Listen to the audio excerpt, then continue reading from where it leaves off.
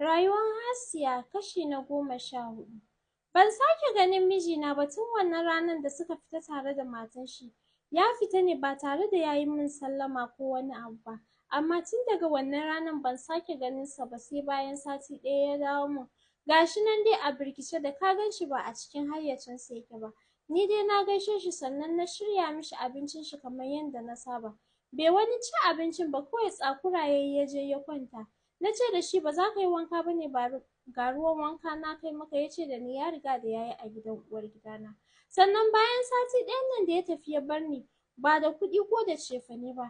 Kawai abin da ya rufa min asiri shine da zan zo in tare a wannan gidan iyayena sun kawo min gara sosai yanda kuka san auren fari haka suka kawo min garan kayan abinci. Don haka ban da matsala da kayan abinci. Kuɗi kuwa dama ina da account ɗin da yayyina suka buɗe min. Sukan sa min kuɗi ko babu yawa duk ƙarshen wata. To wannan kuɗin ne na tattara a ciki nake biya wa kaina da buƙata saboda bana son na sanarwa da mahaifiyana abin da yake faruwa domin kuwa hankalinta zai tashi. Hasali ma ta ce idan haka irin waɗannan abubuwan ya sake faruwa matsaloli suka ci gaba za ta sa kawai a raba auren nan kowa ya huta. Ni kuma a gaskiya yanzu ina son mijina. Balle yanzu da ya riga da ya san wace ce ni ba zan so abin da zai raba ni in je in fara yawon aure tun da ƙananan shekaruna ba. Haka yasa ban faɗa wa mahaifiyana ko me yake faruwa ba na yi shiru na bar wa kaina abin a zuciyana. Mijina bai neme ni a wannan daren ba. Washe gari ya sake ya fita, da zai fita ya bar min dai kuɗin cefane. Bayan fitar shi ya sake dawo da yamma kamar yadda ya saba. Ya dawo wannan daren ma bai neme ni ba. Sannan kuma washe gari da safe bai ce da ni zai koma gidan ba bai ce komai ba. Kawai dai fita ya yi shi ma bai sake dawowa ba sai bayan sati again ya sake dawowa. Wato idan ya tafi gurinta abin da na lura da shi ne sai bayan sati yake barin gurinta. Ni kuma zai zo ya min kwana biyu. A kwana biyun da yake zuwa ya min kuma baya nema na baya taɓa ni. Wani rana da na yi yunƙurin na neme shi kamar dai yanda dai shi ya kamata ya neme ni duk da ba a ce lallai sai dai namiji ne ya nemi na mace ba. Tarewa na a gida shine farkon saduwa na da namiji don haka akwai kunya sannan kuma ba zan sake na ce zan neme shi ba. Amma dai haka na cire kunya domin ko yanzu ina jin sha'awa na neme shi. Bayan na neme shi dai mun yi iya ƙoƙarin mu domin dai mu yi wannan harkar na raya sunnan ma'aiki. Sai dai kuma abun ya ƙi ya aiki. Wato an yi sai dai shiru kake ji. Abun ya bani mamaki ƙwarai da gaske shi ma da gani ka san akwai damuwa a fuskarsa. Amma ban ce da shi komai ba haka dai na rungume shi muka kwanta muka yi bacci babu komai. Washe gari ma mun sake gwadawa still abin dai yanda dai ya faru dai a wancan daren haka ya sake faruwa a wannan daren.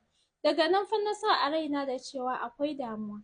Wato an gama na zuban jini yanzu kuma za a zo a hana ta wannan gefen. Haka ya sake komawa gidanta ya sake yin wannan sati ɗayan da ya saba ya dawo.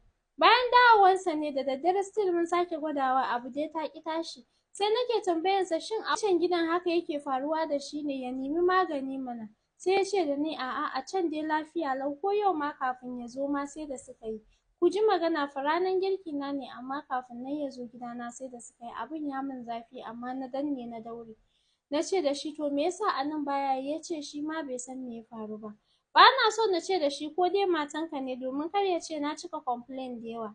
Haka ya sa na yi shiru na ce to Allah ya kyauta amma ka nemi magani. Ya ce da ni to shikenan ba damuwa zai nemi magani.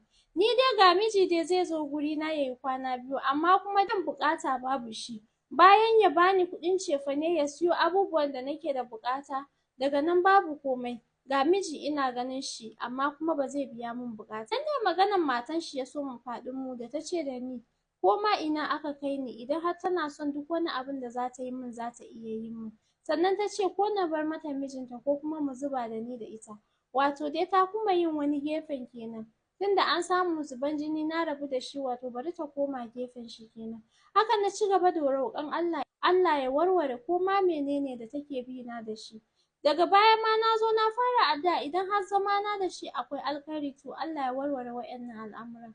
Idan kuma babu alkhairi gwara kawai ya sawwaƙe min in tafi gidanmu in je in samu wani mijin in yi aure na. In zauna da kwanciyar hankali domin yanzu abin ya fara damuna irin yadda abubuwa suke faruwa.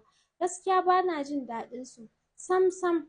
Ya za a yi a ce ni da mijina ba zai biya min buƙata ba zai sauke haƙƙina ba. sai dai in dinga ganin namiji, gashi a yanzu haka sha'awa yana damuna, amma ya za a yi a ce haka? Har dai wannan watan ya ƙare, shiru, babu abin da yake faruwa tsakanina da shi. To a watan ma sau nawa ya zo gidana? Idan kuka ƙirga zuwansa gidana bai fi a sati ya zo sau biyu ba, idan ya koma gidanta kuma sai ya yi sati ɗaya. Wannan dai kun san babu adalci a wannan zaman, amma haka nake haƙuri. Wannan watan da ya ƙare abin da na lura shi ne ban ga al'ada na ba. Sai na ce da shi, ai wannan watan ban ga al'ada na ba.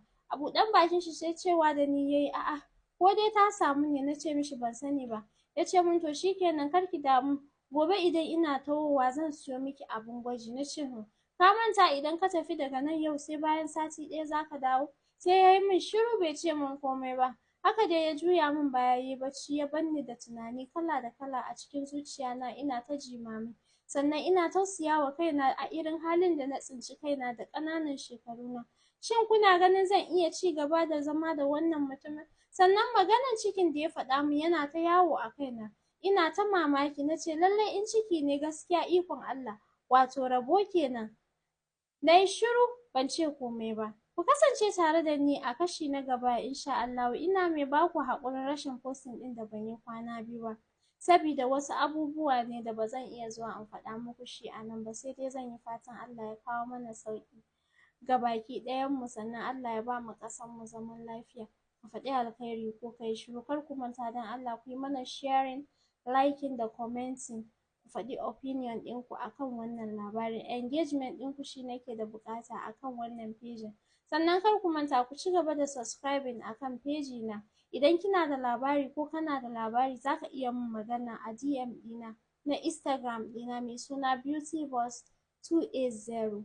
Allah ya sa mu dace. Sannan kar ku manta don Allah, masu cewa sai na ba su namba kafin nan su faɗa min labarinsu. Don Allah bana ba da namba. Kun ga ba cajen ku nake yi kafin nan na zo na ba da labarin ku ba, to ba zai zama da lallai dole sai na baka namba na kafin nan ka bani labari ba. Labarin da ba za ka iya bani shi a Instagram ɗina ba, a Instagram in dai voice note kake so ka yi za ka iya yin voice note. In kira na kake so ka yi za ka iya kira na ka bani labarin ka. In kuma dropping message za ka yi duk za ka iya yi, amma in dai har sai lallai na baka namba na ne kafin nan ka bani labarin ka.